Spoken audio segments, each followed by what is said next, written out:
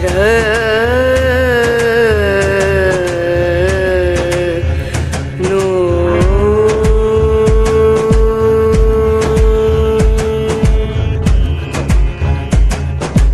राधे, जय माता की भक्तों। आप सभी का स्वागत करती हूँ स्पिरिचुअल ज्ञान साधना में, और आप सभी से अनुरोध करती हूँ कि स्पिरिचुअल ज्ञान साधना को सब्सक्राइब कर लीजिए और बेल आइकन को प्रेस कर दीजिए ताकि आपको नई नई वीडियोस का नोटिफिकेशन मिलता रहे। राधे राधे, जय माता की। कैसे हैं आप सभी लोग? हम आशा करते हैं ईश्वर की कृपा से सभी लोग बहुत अच्छे होंगे। और ये बताने के लिए कमेंट बॉक्स में राधे राधे, जय माता की, हर हर महादेव कुछ भी लिख सकते हैं। तो एक बार फिर से हम आप सभी के लिए बहुत ही महत्वपूर्ण वीडियो लेकर आए हैं। जैसा कि आप सभी को पता है कि आज है बहुला चतुर्थी का व्रत। बहुला चौथ का व्रत भादव मास के कृष्ण पक्ष की चतुर्थी को मनाया जाता है। तो आज बहुला चौथ का व्रत है।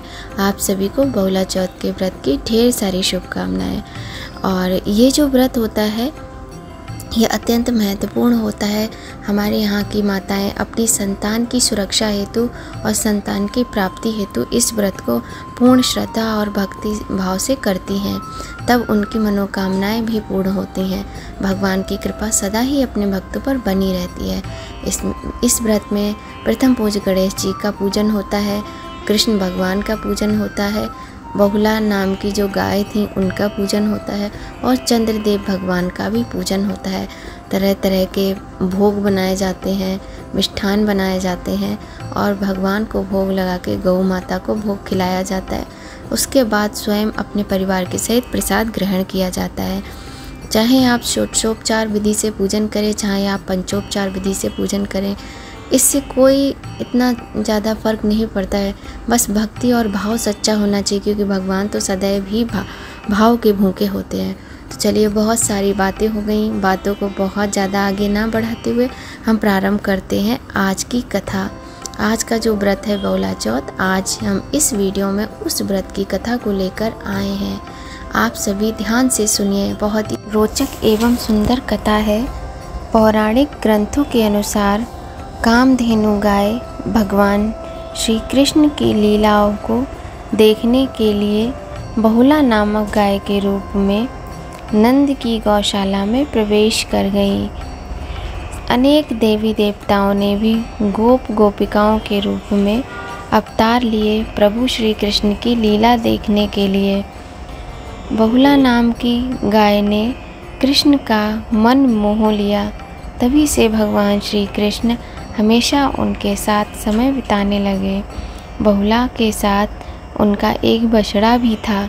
जब बहुला चरने जाती थी तो उन्हें अपने बछड़े की बहुत याद आती थी, क्योंकि देखिए, माँ तो माँ होती है, चाहे वो मनुष्य हो और चाहे वो पशु हो, पर माँ का जो प्रेम होता है वो हर प्रजाति में देखने को मिलता है, चाहे वो मनुष्य जाति हो, चाहे वो पशु हो, कोई भी प्राणी हो, सभी अपने बच्चों से परम स्नेह करते हैं।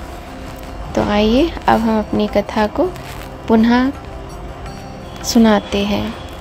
जब बहुला चरने जाती थी तो उन्हें अपने बछड़े की बहुत याद आती थी। एक बार जब बहुला चरने के लिए जंगल में गई तो चरते चरते वह बहुत दूर चली गई और एक शेर के चंगुल में फंस गई। शेर उन्हें देखकर बड़ा ही खुश हो गया और अपना शिकार बनाने के बारे में सोचने लगा। शेर को सामने देखकर बहुला बहुत डर गई, और तब उन्हें केवल अपने बछड़े का ही ख्याल आ रहा था। जैसे ही शेर ने उनकी ओर मुंह खोलकर आगे बढ़ने की कोशिश की, बहुला ने कहा कि वह अभी उन्हें ना खाए। घर में उनका बछड़ा भूखा है, वह उसे दूध पिलाकर वापस आएंगी, तब वह उसे अपना शिकार बना ले। तब शेर ने कहा कि मैं तुम्हारी इस बात पर कैसे विश्वास कर सकता हूँ।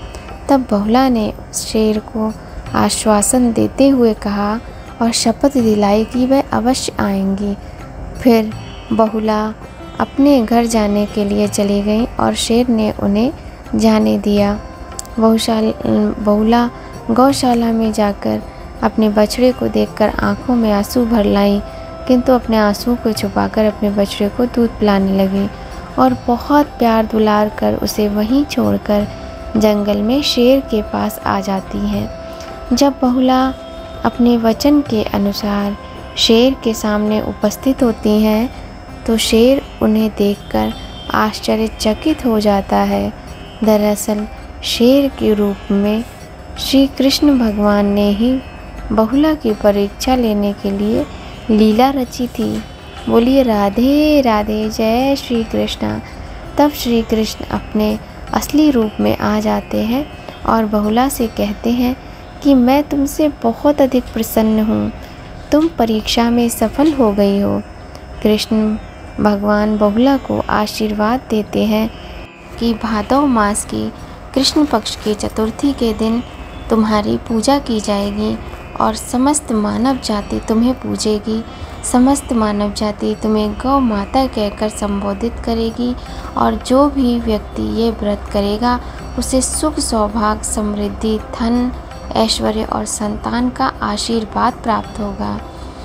इस दिन भारतवर्ष की समस्त महिलाएं तुम्हारा पूजन करेंगी, तुम्हारा व्रत करेंगी और तुम सभी लोगों के द्वारा पूजी जाओगी। इस प्रकार भगवान श्री कृष्ण ने बहुला गाय को आशीर्वाद दिया और बहुला गाय को आशीर्वाद मिलने के पश्चात बहुला चौथ व्रत के नाम से ये व्रत प्रसिद्ध हो गया। इस व्रत की महिमा बहुत महान है। पुराणों में, शास्त्रों में इस व्रत का वर्णन मिलता है। इस प्रकार से इस व्रत की ये कथा थी। आप सबको कथा कैसी लगी बताइएगा ज़रूर। पसंद आए लाइक कीजिएगा और हम आशा करते हैं कि हमारी ये व्रत कथा आप सभी के लिए बहुत ही लाभकारी सिद्ध होगी। यदि आपके पास पुस्तक नहीं है या आपको किसी भी प्रकार की कोई परेशानी है, आपका आँखों में परेशानी है, पढ़ने में कोई भी किसी भी तरह की समस्या आती है, तो आप हमारी इस कथा के द्वारा लाभ उठा सकते हैं। और कथा सुनने से भी बहुत अधिक पुण्य फल की प्राप्ति होती है। जो लोग पूजा नहीं करते हैं, आज के दिन व्रत नहीं करते हैं, वो लोग भी इस व्रत की कथा को सुनकर पुण्य की प्राप्ति कर सकते हैं और भगवान से आशीर्वाद प्राप्त कर सकते हैं। तो आशा करते हैं आज की वीडियो आप सभी के लिए बहुत ही लाभकारी सिद्ध होगी। इसी प्रकार से आपके लिए एक नई वीडियो के साथ लेकर फिर आएंगे। राधे राधे, जय माता की।